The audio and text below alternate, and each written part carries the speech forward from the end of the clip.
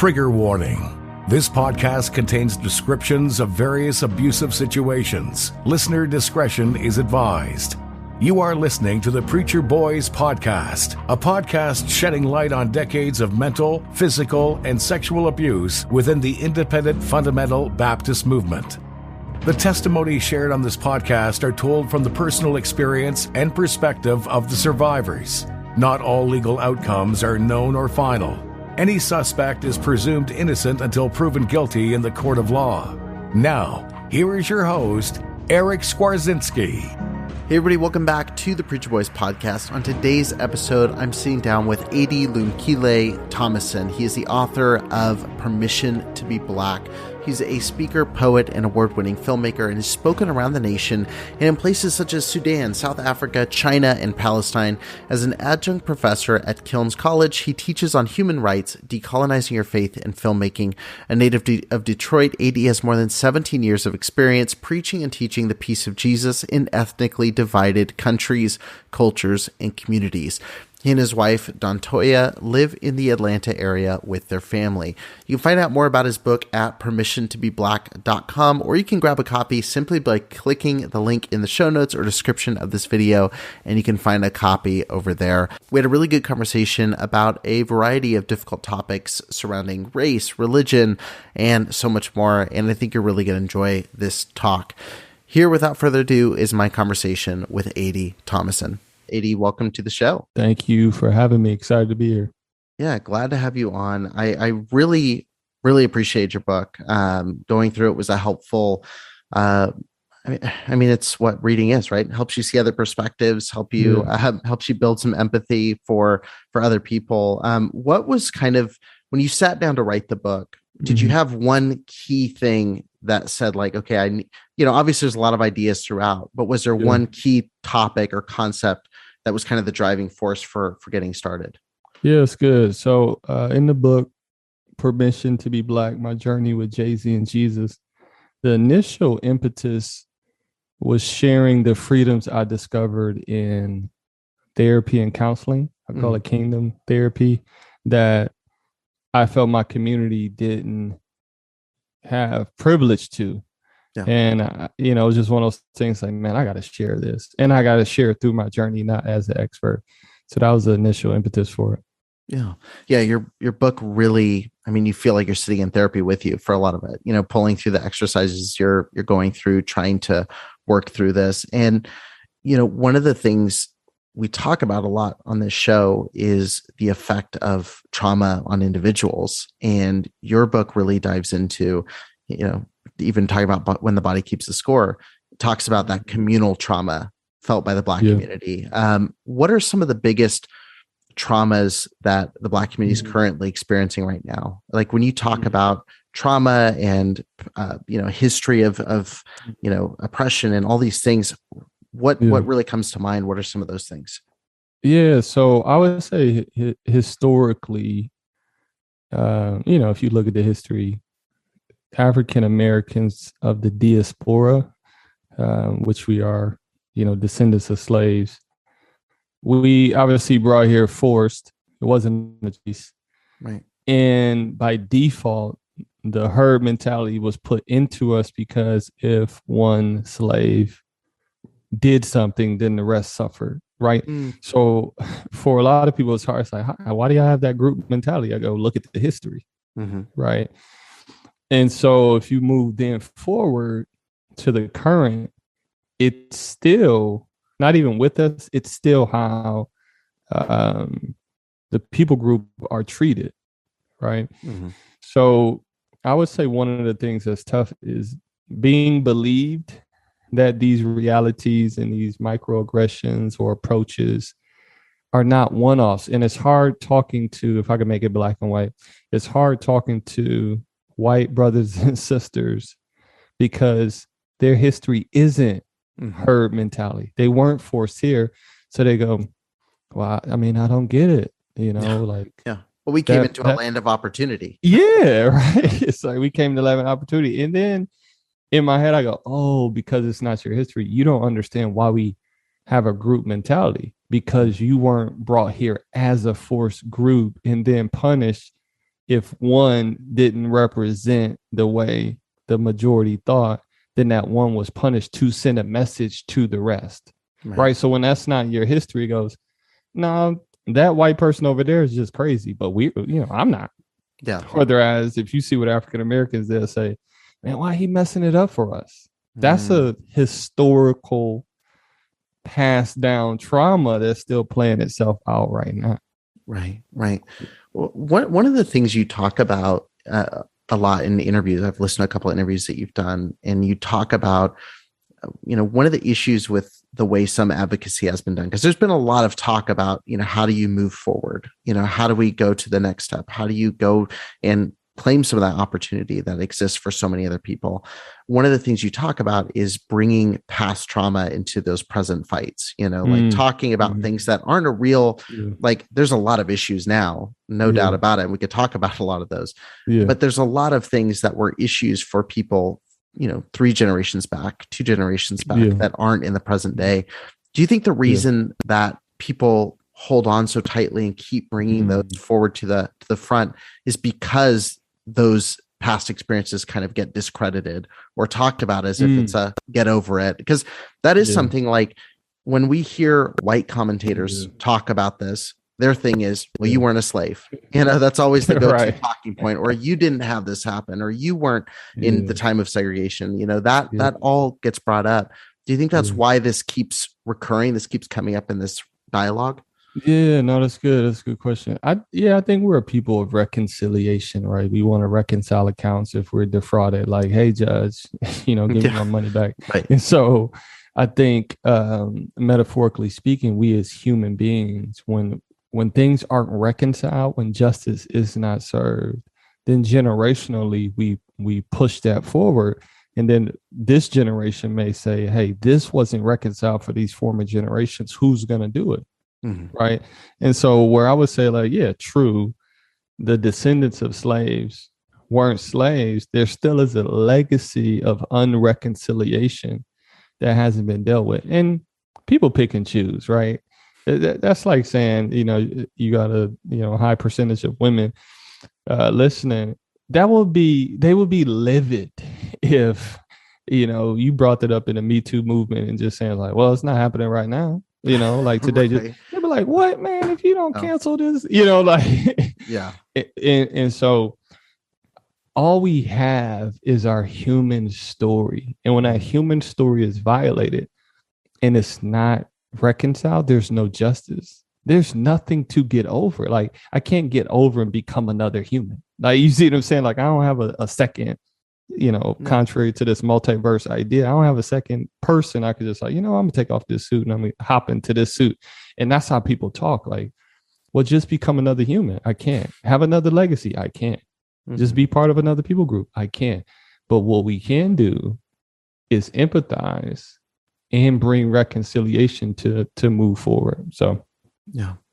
Well, let me flip the script a little bit, and really speak to myself, speak to people listening who are going, okay, I'm hearing this. Because again, the default mode is always, whenever we're uncomfortable because someone's talking about an experience that we haven't been through, our response is always, here's what I would do. Even though we have none of the background, none of the history, none of the trauma associated with it whatsoever.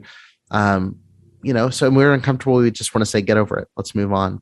How can we facilitate these conversations and give opportunity for people to share how they were feeling, validate those experiences, and allow them to, really express what's going on underneath all that motivation, that feeling? Yeah. What I've learned is allowing someone to share grief doesn't mean all of it has to be true. Now, someone would say like, man, well, that's loaded. It's very loaded, right? So, it's what a therapist does, really. Tell me how you feel. Well, I feel like all 8 billion people hate me. Okay, it doesn't make it true, but the person sharing their emotions gets to say how I felt. And here's the interesting thing. I don't think people really understand the ramifications, generationally speaking, when you have a people group who were legally not able to share how they felt for centuries at a time. See, that's the thing that we're missing, right? So right now, they're like, well, you can go to therapists and stuff like this. And I go, yeah, but have you studied science and neurology and cellular things that you could pass on from the cellular level? If I talk to any woman listening, when it comes to pregnancy, radars are up now because there was a heightened study on prenatal care and what the woman is eating and all these things. But now they're realizing the stress of what the mother, like the emotional stress of what the mother goes through, is equally as important to how that baby will come out. Now, let's talk about that. If you have a generation of mothers who are pregnant, and while they're pregnant, they have to run for their lives. Yeah. They have to see whippings. They have to see emasculations. And the woman's body is tense. And then that child gets born. And then it's again. Then that child gets born. And then it's again. And then that child gets born. And then it's again. Fast forward to the lynchings and the bombings. You can't even go to church. Again, women still pregnant. And then you telling the first generation to get over it. I go, this is emotional, cellular anxiety passed down at the neck. And now studies are saying, we missed that in caring for the woman and child. We focus on nutrients only. Yeah. You see what I'm saying? Yeah. That was one of the most interesting parts of your book, was that section, talking about experiencing all those things. And we don't even fully understand. I mean, even knowing that stress impacts the child, in utero is like, we understand that principle, but what does that really mean? What does that really affect? And to have, like you said, generation after generation of this, that's a lot of trauma. Like there's just a lot of trauma built up.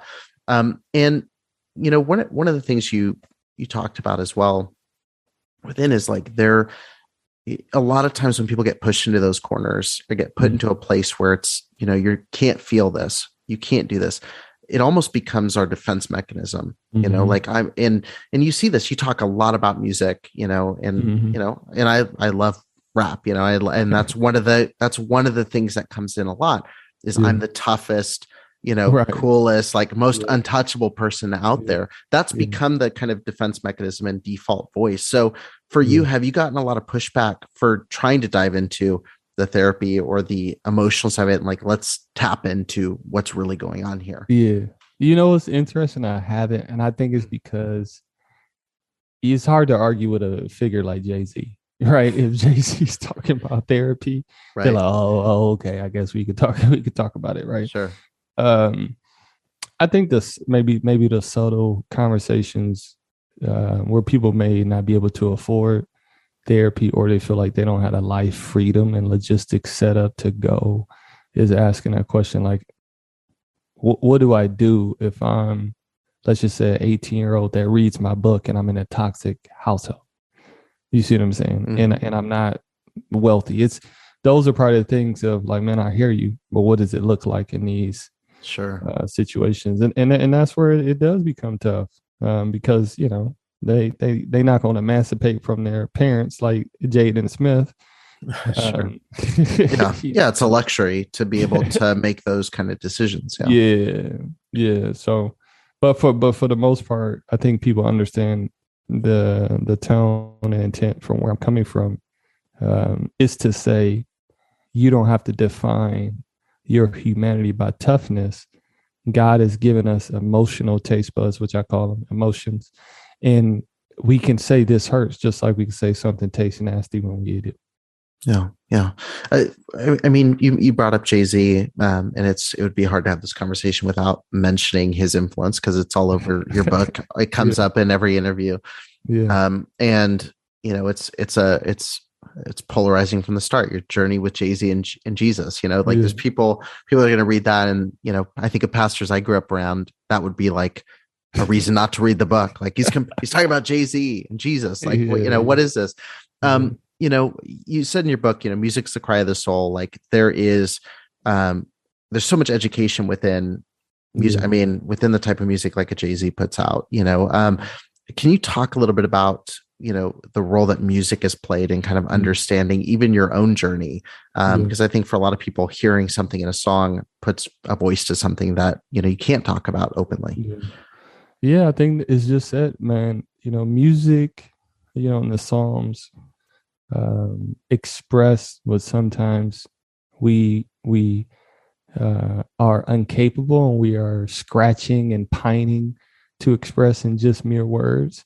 And I think the melody of, like a guitar or in rap, a 808 with some, piano keys, what it does is that it puts you in a relaxing mood to express what I would call a musical diary, the things that are heavy upon the soul. And for a lot of times, I would say I would even say still for African Americans, music was the diary and the therapist at the same time.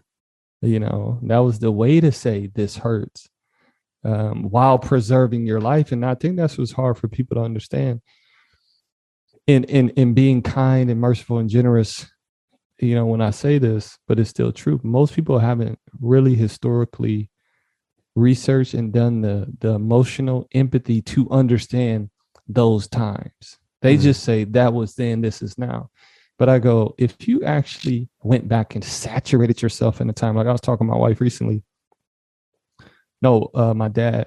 I was talking to my dad, and he grew up in the 60s, and he was saying, I don't think white people understand. They used to shut down businesses and schools to hang Black folks. Like that's not, that ain't that was then, this is now. Yeah. Like you would bring young kids to the party, right? And for those of you who don't know, that is why I grew up in Detroit, Michigan, because my people migrated from the South. They call it the Exodus, to get away from the lynchings and the burnings. But originally my people are from South Carolina and Alabama. Now imagine if that stuff didn't happen, I would have grew up in the South. Yeah.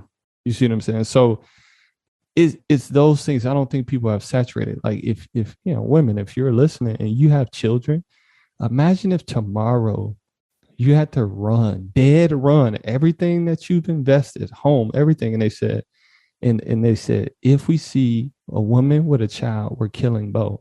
Imagine right now if you just had to leave everything and just run. Like, we're not talking about cars. We're talking about on foot. We're talking about terrain you don't know. You don't have maps and compasses and Google and all these things. And I say all that not to be long-winded, but it's to paint a picture. And I've even had to do it as an orator and a presenter. I go, no, some things we shouldn't breeze past.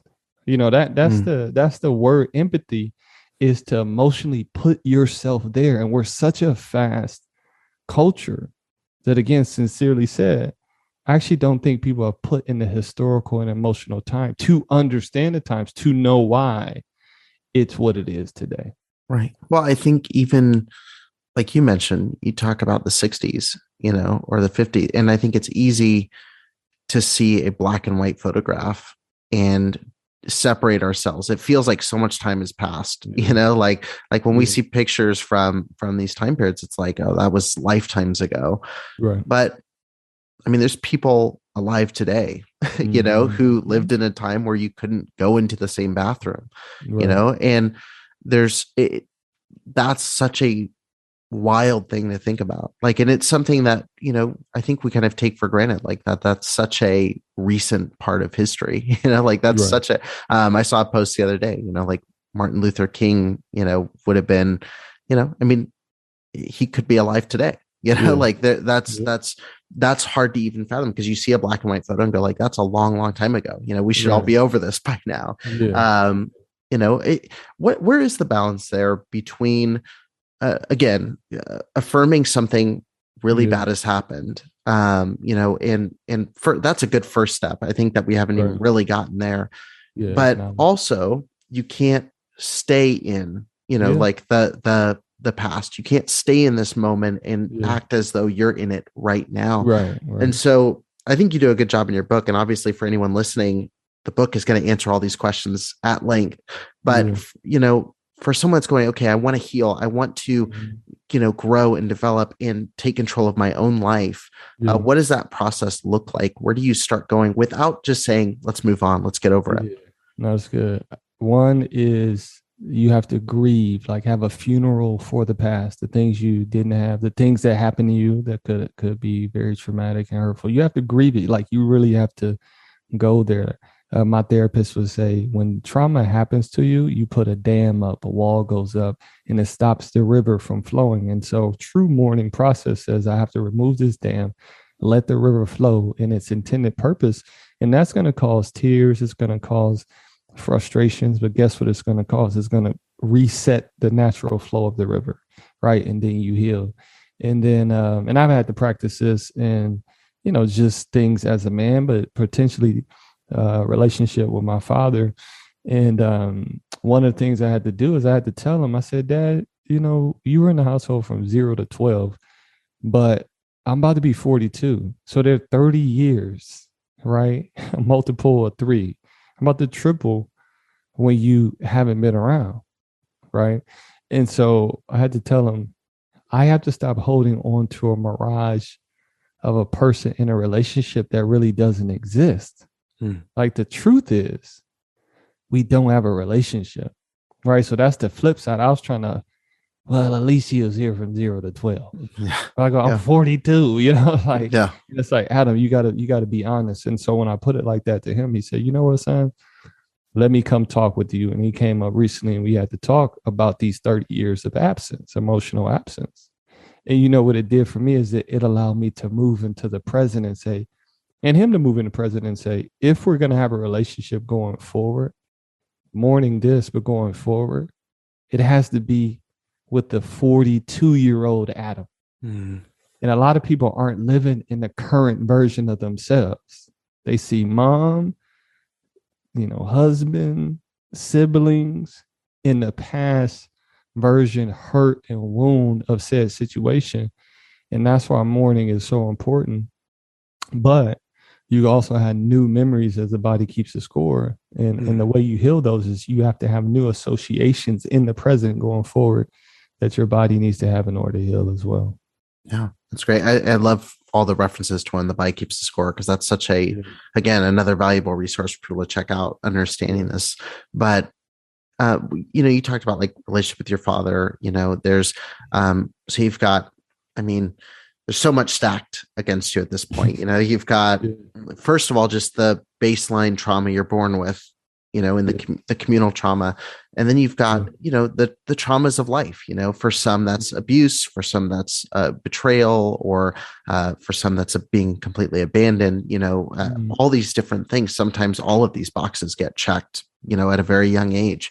As you're going through the process of healing, one thing you talk about in your book is learning to trust other people. And, how do you go about doing this? Because I struggle with this, with when you've had people that have betrayed you over and over again, especially when it's in a faith context or a family context, something that's very spiritual and close to you.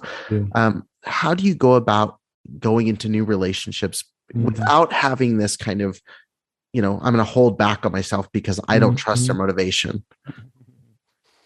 It's tough. I'll be honest with you. It's a tough thing, and it's I would say it's the human inclination to hold back. One of the things that come to mind practically in Proverbs, Solomon talks about 6 things God hates, 7 things he detests, and 2 out of the 7 I always tell people is a lying tongue and the heart that works deception, because I think God realizes we're human and we're not God. So you can look at signs and to see if people are deceiving you, but at the end of the day, we're not deity.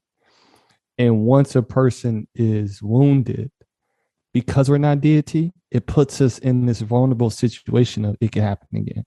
Right. And so that's why I think 2 of the 7 are dealing with people who are deceptive. How do you work that? You know what?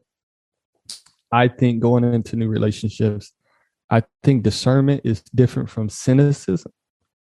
Discernment is humbly asking, okay, why are you here before me? Are you here because I can do something for you? Are you here because I feel a void in you? And this is when you start to heal. When you start to heal, you start to realize that broken people tend to siphon things from other people to fill their brokenness and it's not healing, if that makes sense. Mm-hmm. You know? And so what I tend to do is I try to live with a discerning eye discerning eye, and asking this question, okay, why is this person in my life? Right. And then the second thing is, trust and character should be manifested. And I started to realize that in the past that it was too easy to get my trust, if that makes sense. Right. And that isn't the way of a wise person, if that makes sense. Right. Yeah. Yeah. So yeah, there's a lot of people that don't deserve the trust, as well as, but it's really hard to delineate between those two. Like, how do you know which one to trust, which one not to, especially when, again, like we've mentioned, so many different figures in positions of authority, so many titles have been violated. That kind of leads to another thing I thought was interesting you brought up, which is when it comes to taking this beyond just yourself, when it comes to advocacy work, which I think what you're doing is advocacy. I mean, you're helping people that have felt these things, these pains. One thing I thought was really funny, I don't remember if it was in the book or if it was on one of your podcasts, but you talked about this idea a lot of people have of speaking truth to power. And you made this statement like, they aren't power. Like you're giving people power that shouldn't have it. Like you're giving people control over you that shouldn't have it. When it comes to trying to seek to create change, you've kind of talked about the need to create it within first. But how do you think, like, the way advocacy is being done right now, do you think it's broken the way that we look at advocacy, and how can we kind of improve on that area? Yeah, I think right now we make advocacy based on who has the power, who can, dispense resources or put people in certain places, versus advocacy being the human rights we all deserve, despite what positions we have in the world. Right. And I think that mentality needs to change, right?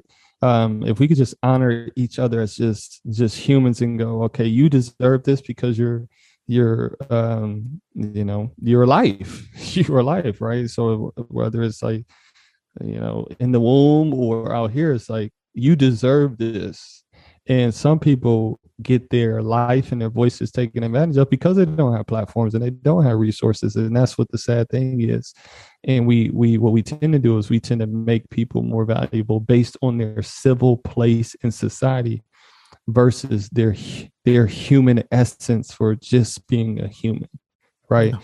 And I think that would change advocacy, because you can put a lot of stuff in there: height, looks, able-bodied, not able-bodied, hearing, deaf, blind, countries, class, gender, all these things. That makes sense. Right.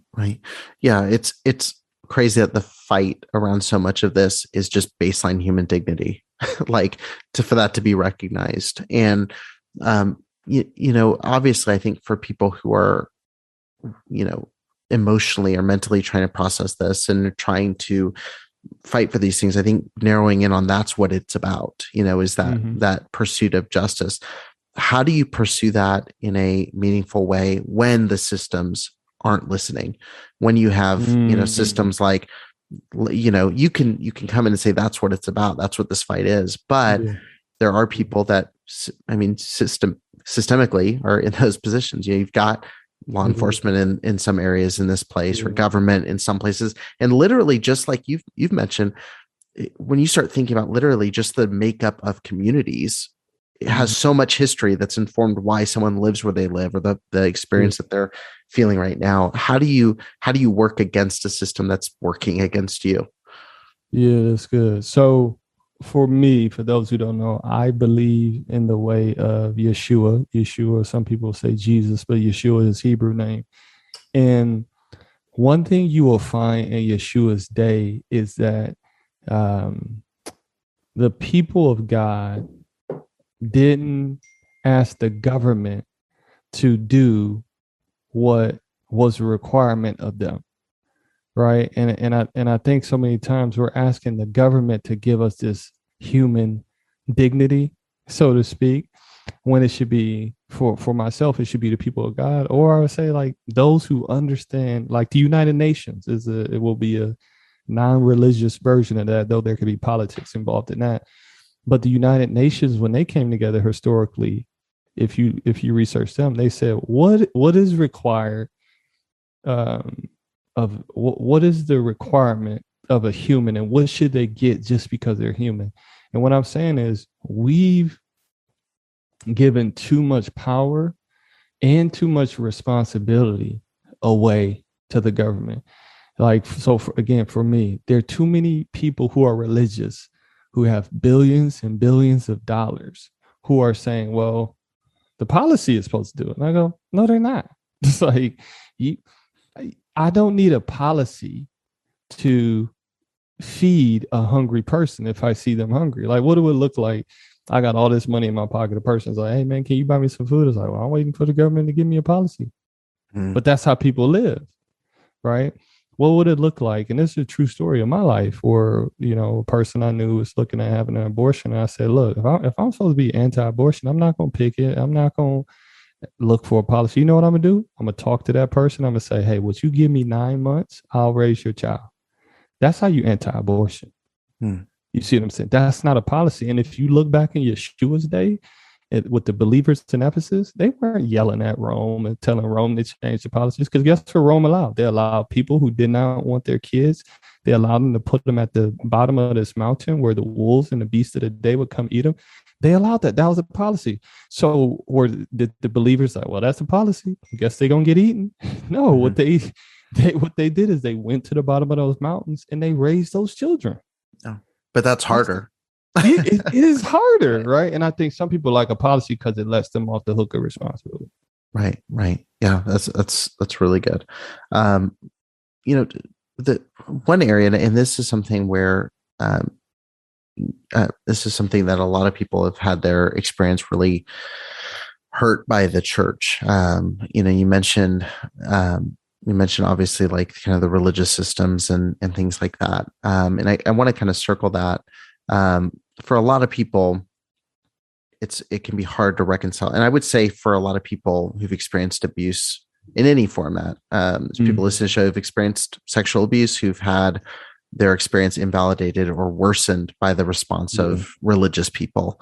And reading your book, there's so many things that come to mind, past conversations I've had, you know, on this show with people who've had their experience worsened by the response of religious leaders. So you obviously are, you know, a Christ follower and somebody that's passionate about undoing so many of these things. And unfortunately right now, there's a lot of people who would look at what you're doing and say, you know, oh, you're distracted from the gospel, or you're distracted from faith, or you're trying to bring, you know, liberal ideas into church environments. And that's the reality. That's the conversation. I know when I post this, I'll have people, you know, that say that they'll come out of the woodwork. So, you know, how do you separate, I guess, like the bad things that the church has done in response to these conversations, them fumbling these conversations, from your own kind of personal faith? Because I have to assume that puts pressure on your personal faith as well at times, or maybe not. Yeah. You know what? I no longer shoulder the pressure of God's discernment and what he's going to do at the end.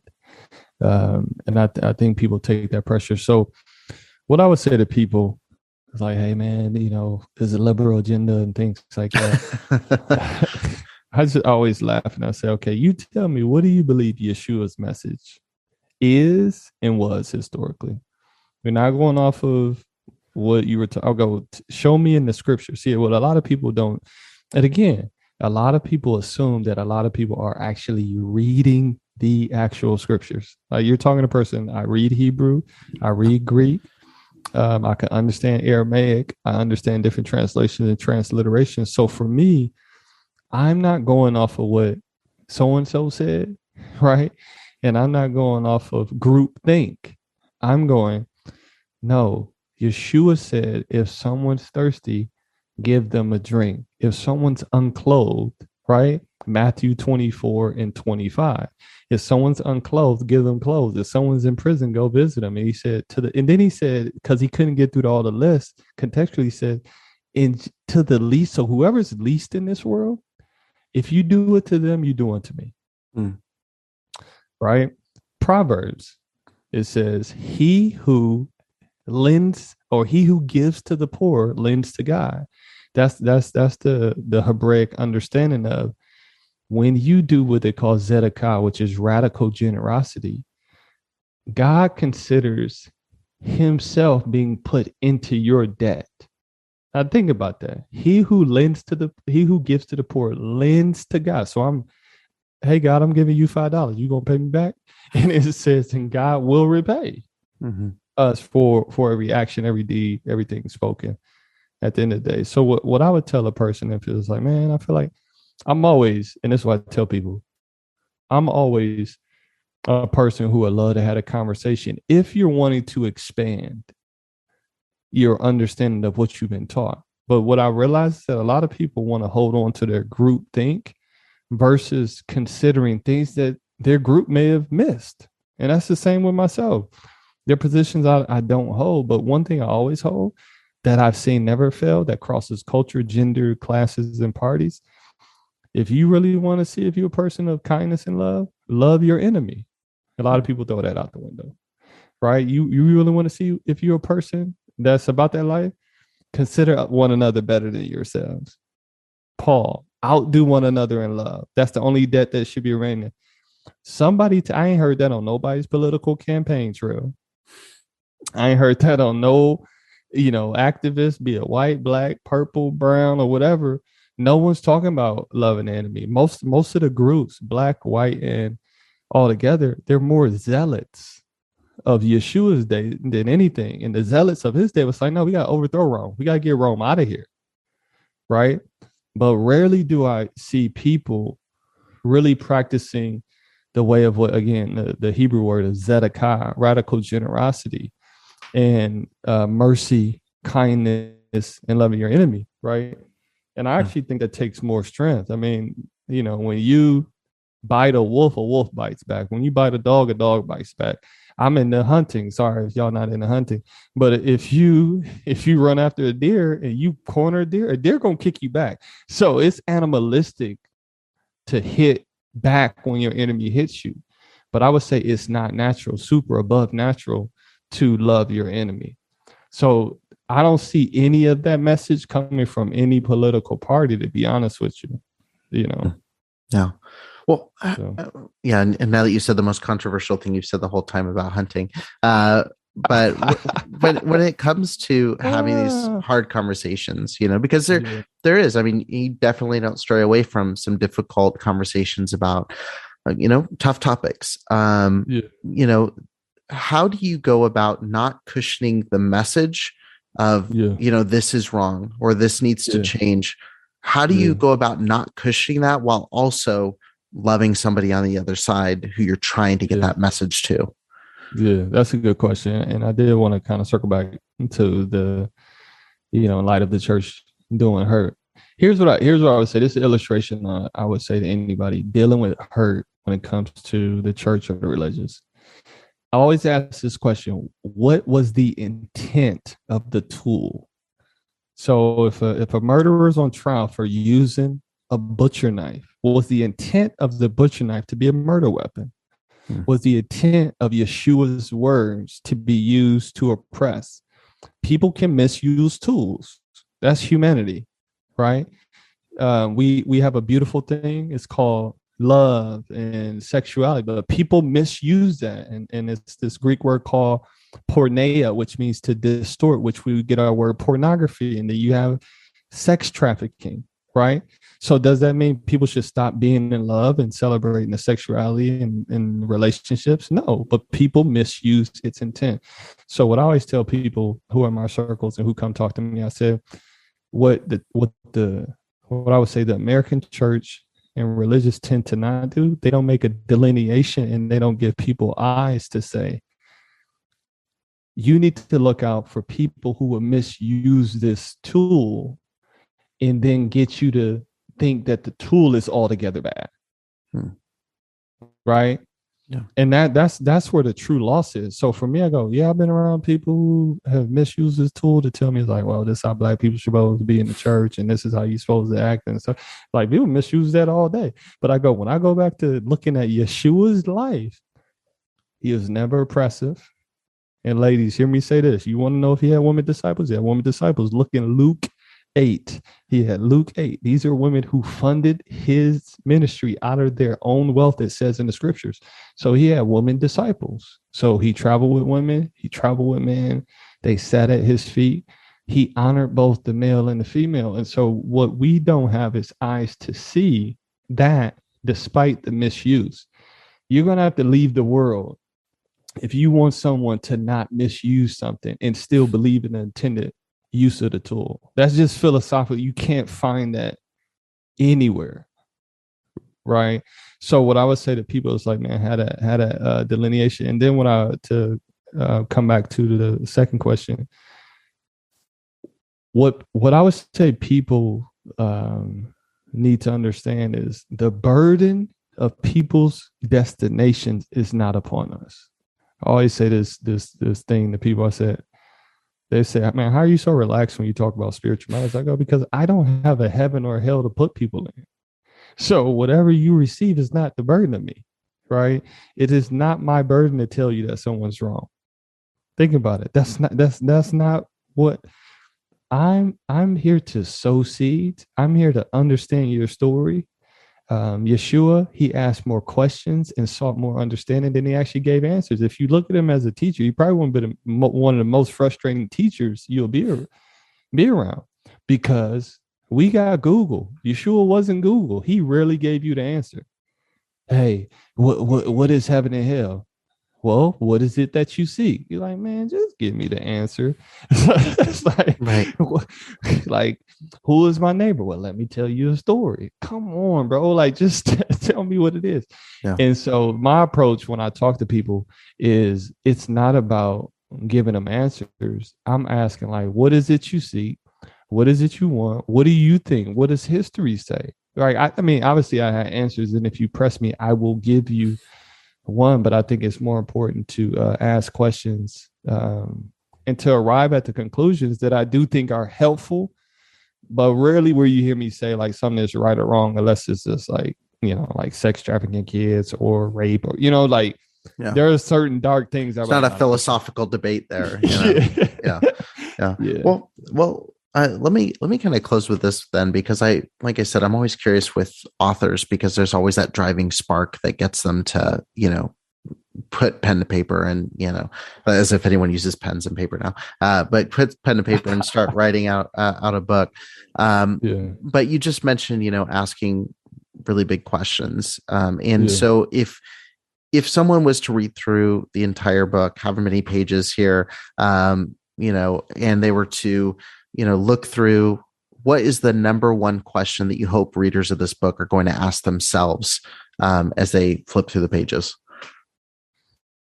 I hope they ask, am I being my fullest self, or am I holding back something based on like fear, trauma, society, assimilation, those things, or success? Sometimes I believe we hold things back because we want success, and then we get to success and you can't look in the mirror because you didn't achieve the success with your truest self walking through the door. So I want people to ask the question, am I being my truest self and how God has made me to be, despite the results I may get in this world? I think that's very important. Yeah. That's super, super valuable. And just one last thing on that, you talk about like the expectations on the Black community of what success looks like, and all the, it means to go get a degree. It means to go do this. It means there's all these different things. And you talk about like, there's this expectation of success as if all the tools existed that, the people telling you to have that success had, So, for someone, when you talk about being your truest self, or are you being you, how do you go about even figuring out like who you're supposed to be? Like, how do you define success for yourself? Not what someone tells you it should be, not what, maybe a parent told you it should be. How do you define what success means for you? Yeah, I always use this thing like what calls out to me, so there's certain things that call out to me that don't call out to other folks, obviously putting a whole like virtuous understanding in it. But what calls out to me is understanding people's story. It doesn't matter how long it takes. Like, so if you and I are talking and understanding your story takes 4 or 6 hours, I would do it, and I talk about that conversation. I had a friend in South Africa, and we talked for 6 hours to understand why he was so offended that a Black man, knowing so much history, would follow Christianity. But in understanding the story, I go, oh, you still believe Christianity started in Europe and not in the Middle East, right? And once I showed him that it opened him up to say, I was like, okay, I've been following a understanding of Christ that is flawed. It's Eurocentric. You see what I'm saying? So what calls out to you? Understanding people's story. I like to create. I like to understand things. I like to understand why people do what they do. You could be the worst person on death row. My mind wants to understand, what is your origin story? Because everybody has an origin story. Yeah. Nobody came out of the womb as a full adult. And if they did, that woman would not. That's an interesting story.